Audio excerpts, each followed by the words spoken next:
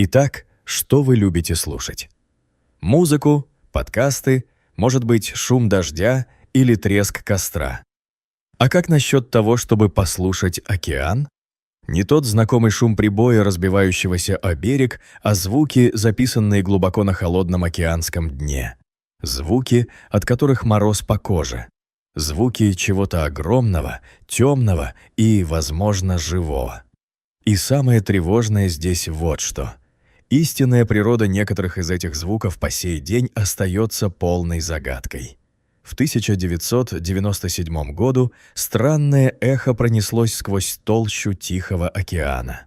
Глубоко под водой, вдалеке от побережья Южной Америки, возник звук такой силы, что он мгновенно встревожил ученых. Он был сверхнизкой частоты, невероятно громким и не похожим ни на что, записанное ранее. Этому сигналу дали простое название – блуп, блуп. На первый взгляд, блуп звучит безобидно, почти игриво, но то, что за ним стояло, было совсем не таким. Он был настолько мощным, что датчики уловили его на расстоянии почти 3000 миль, около 4800 километров. Представьте, что вы стоите в Нью-Йорке и слышите то, что происходит в Лос-Анджелесе. А теперь представьте, что этот шум прошел сквозь толщу океанской воды, пугая морских обитателей и океанографов. То, что его издало, должно было быть колоссальным. Сигнал имел структуру, наводящую на мысль, что его источником было некое живое существо. Первыми подозреваемыми стали киты, но даже синий кит, самое большое животное в мире, просто не способен издать настолько громкий звук. Цифры не сходились, и вот тут в дело вступили догадки. Если что-то и могло произвести блуп, оно должно было быть больше всего, что плавает в сегодняшних океанах. Люди начали представлять себе существ невозможных размеров. Древние морские чудовища, кракен. Некоторые даже шептались о мегалодоне, доисторической гигантской акуле, которая, как считается, вымерла миллионы лет назад, и о которой сняты десятки видео прямо здесь, на Брайтсайд. Тайна стала еще глубже, когда ученые нанесли на карту примерное место происхождения звука. Он исходил из района, близкого к точке Немо, самому удаленному месту на Земле.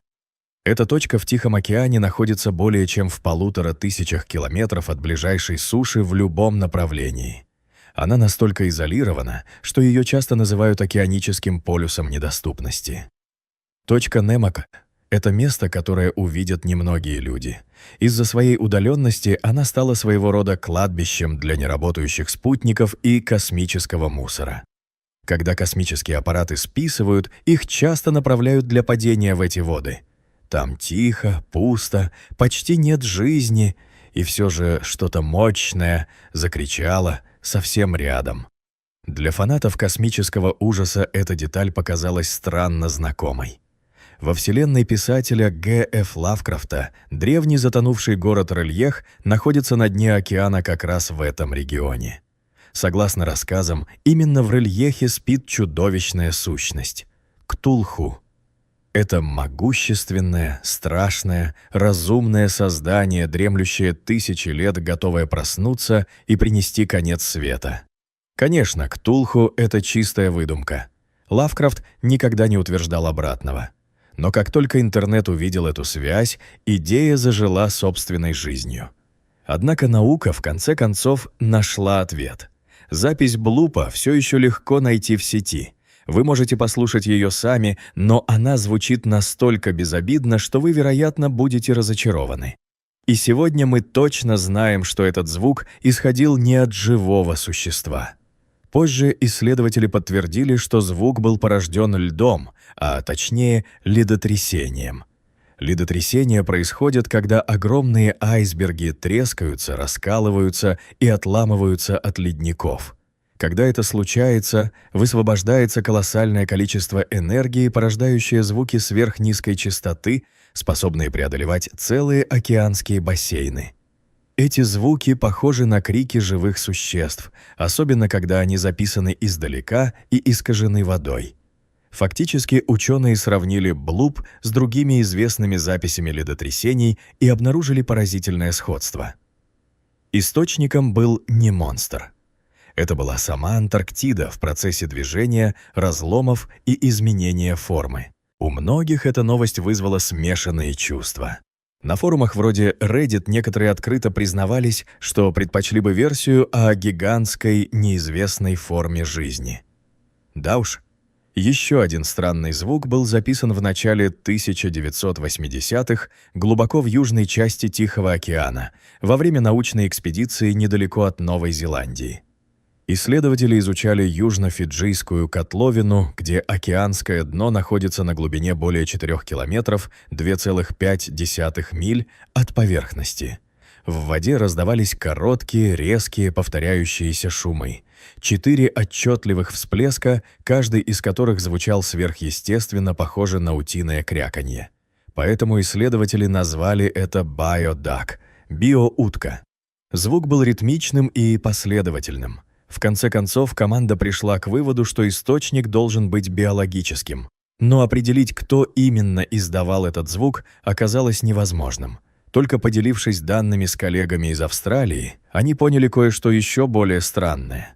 Похожие звуки были записаны и в других частях вод Новой Зеландии и Австралии.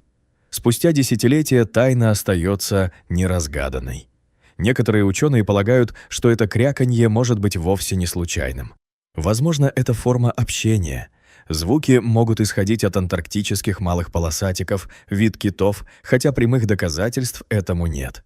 Ученые также заметили, что источников звука было несколько, и когда один говорил, другие замолкали, словно слушали. Возможно, это был разговор, эхом разносящийся в глубине на языке, который мы до сих пор не понимаем. Представьте себе пугающую сирену, ревущую внутри секретной лаборатории и сообщающую, что монстр с другой планеты вырвался на свободу. Это неприятный звук, громкий, пронзительный и давящий, такой, от которого мурашки по коже. В августе 1991 года ученые записали нечто жутко похожее. Не в лаборатории, а глубоко под Тихим океаном. На обширных территориях океана в разное время начал появляться странный повторяющийся сигнал. Он состоял из узкополосных восходящих тонов, каждый из которых длился несколько секунд. Исследователи назвали этот звук «upsweep» — «подъем» или «взлет». Чаще всего его фиксируют весной и осенью, что наводит ученых на мысль о связи с сезонными изменениями окружающей среды или изменениями в самом источнике. Но что именно его производит? Никто не знает наверняка. Единственное, что ученые могут сказать с уверенностью, upsweep появлялся вблизи районов предполагаемой вулканической активности. Но если этот звук природный, почему он кажется таким точным, таким последовательным? Он ощущается почти искусственным, словно секретный подводный объект периодически транслирует сигнал бедствия из морских глубин. С момента своего открытия в 1991 году сигнал upsweep постепенно ослабевал, что делает его одним из самых странных и необъяснимых явлений, когда-либо записанных под толщей океана.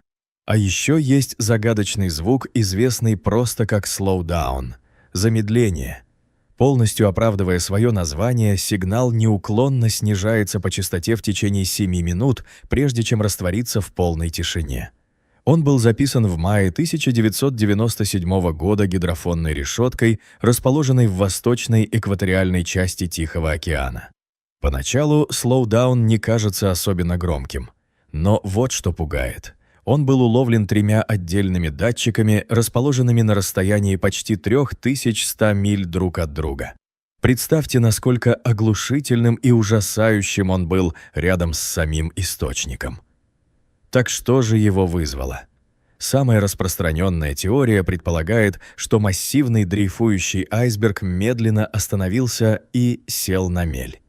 Эта идея удивительно правдоподобна. Колоссальная глыба льда скребет по морскому дну, с трудом продвигаясь вперед, пока, наконец, не замирает. Местоположение также подтверждает эту теорию, поскольку звук исходил из района мелководья и небольших островов.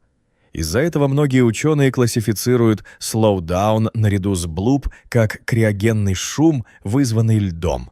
И все же это остается лишь теорией. Официально звук так и не был идентифицирован. И есть еще одна жуткая запись из океана. Этот звук похож на стон, но ученые назвали его «whistle» — «свист». Поди разберись. Он был записан в 1997 году и создает тревожное впечатление, будто что-то огромное сидит на дне океана и свистит. Исследователи полагают, что этим чем-то может быть подводный вулкан. Когда они сравнили сигнал «whistle» с ранее записанными звуками вулканов из восточной части Тихого океана, то обнаружили, что они очень похожи друг на друга. Скорее всего, все эти звуки имеют природный источник. Извержение вулкана или столкновение айсберга. Но все равно довольно страшно услышать нечто подобное. Ну да, на сегодня это все. И если вы утолили свое любопытство, то ставьте лайк этому видео и делитесь им с друзьями.